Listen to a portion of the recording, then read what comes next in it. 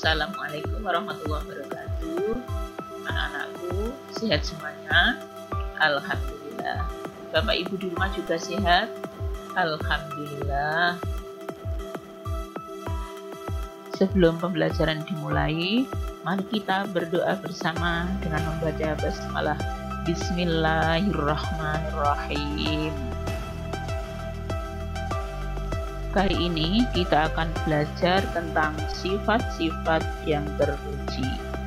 Contohnya apa, anak-anak? Yang pertama adalah sifat jujur. Jujur di sini mengatakan apa yang sebenarnya terjadi, tidak mau berbohong. Contoh sifat terpuji yang kedua adalah pemaaf. Setiap manusia itu punya sifat salah dan lupa. Maka jika ada temanmu yang minta maaf, maka kamu harus segera memberi maaf. Contoh sifat terpuji selanjutnya adalah penolong atau biasa disebut ringan tangan. Sebenarnya orang yang mau menolong temannya atau mau menolong orang lain itu sebenarnya menolong diri sendiri. Mengapa? Karena orang yang punya sifat ringan tangan disukai oleh banyak teman.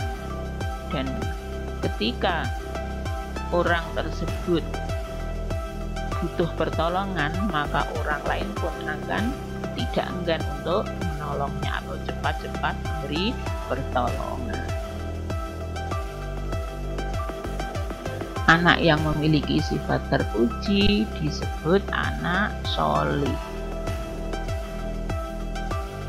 Nah, anak-anakku semua, ada kisah yang sangat bagus, yaitu kisah anak gadis yang jujur. Pada suatu malam, Khalifah Umar ditemani pengawalnya berkeliling negeri untuk melihat dari dekat kehidupan rakyatnya. Sampai di pinggiran kota Mekah, Khalifah tertarik melihat sebuah gubuk kecil. Beliau mendengar suatu percakapan. "Anakku, malam ini kambing kita mengeluarkan susu sedikit sekali. Ini tidak cukup untuk memenuhi permintaan pelanggan besok pagi," keluh wanita itu kepada anaknya. Dengan tersenyum, anak gadisnya itu menghibur. "Ibu, tidak usah disesali. Inilah rezeki yang diberikan Allah pada kita hari ini. Semoga besok kambing kita mengeluarkan susu yang lebih banyak lagi." Ibunya berkata, "Namun aku khawatir para pelanggan kita tidak mau membeli susu kepada kita lagi." Ibunya berkata, "Bagaimana kalau susu itu kita campur air supaya kelihatan banyak?" "Jangan, Bu," gadis itu melarang. "Bagaimanapun kita tidak boleh berbuat curang. Lebih baik kita katakan dengan jujur pada pelanggan bahwa hasil susu hari ini hanya sedikit. Mereka tentu akan memakluminya. Lagi pula, kalau ketahuan, kita akan dihukum oleh Khalifah Umar.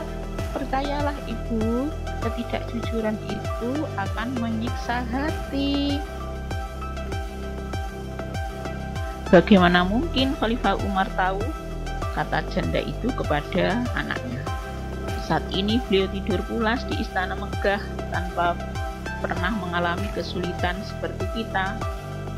Gadis remaja itu tersenyum dan berkata, "Ibu, memang Khalifah tidak melihat apa yang kita lakukan sekarang, tapi Allah Maha melihat setiap gerak-gerik makhluknya. Meskipun kita miskin, jangan sampai kita melakukan sesuatu yang dimurkai Allah." Dari luar gubuk, Khalifah Umar kagum dengan kejujuran gadis itu. Ternyata kemiskinan tidak membuatnya untuk berbuat curang. Keesokan harinya, Khalifah Umar memerintahkan kepada orang untuk menjemput wanita pemerah susu dan anak gadisnya. Beliau bermaksud akan menikahkan putranya dengan gadis yang jujur itu.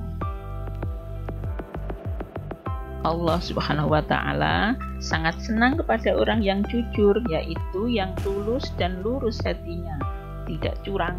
Misalnya, jujur mengerjakan tugas seperti ujian atau ulangan tidak mencontek, dan jujur menggunakan uang seperti mengembalikan uang kembalian sisa belanja. Mengatakan sesuatu dengan jujur, misalnya mengakui kesalahan, seperti pertanyaan guru, apakah kalian belajar di rumah? Nah, apabila tidak belajar, katakanlah dengan jujur, saya tidak belajar. Apa keuntungan orang jujur? Allah Subhanahu wa Ta'ala senang dengan orang jujur. Kemudian, sikap jujur disenangi semua orang. Orang jujur selalu banyak teman dan dicari orang. Sebaliknya, Allah Subhanahu wa Ta'ala tidak senang kepada orang yang tidak jujur, dan orang tidak jujur akan dibenci semua orang. Nah, anak-anakku, sampai di sini dulu pembelajaran kita. Tugas kalian di rumah adalah membaca kembali kisah anak gadis yang jujur. Selanjutnya, ceritakanlah hikmah dari kisah tersebut.